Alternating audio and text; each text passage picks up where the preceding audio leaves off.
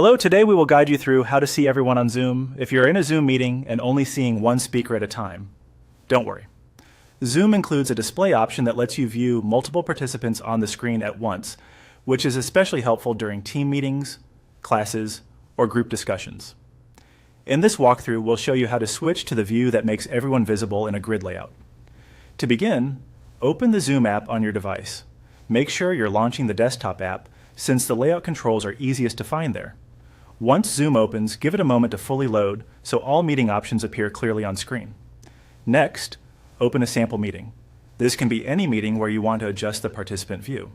The goal here is simply to get inside an active Zoom meeting so the viewing controls become available. Once the meeting window is open, you should be able to see the current speaker or the default meeting layout. Now look to the top right area of the meeting window and click the view icon. This is where Zoom stores the main layout options for how participants are displayed during the meeting. If your window is not maximized, or if you don't immediately see the option, try moving your cursor around the top of the meeting screen, since some controls can appear when you hover. After clicking View, select Gallery. This setting changes your screen from speaker focus mode to a grid view, allowing you to see multiple participants at the same time. If there are many people in the meeting, Zoom may spread them across several pages, and you can move between those pages to view more attendees. Once Gallery View is enabled, you should now be able to see everyone more easily.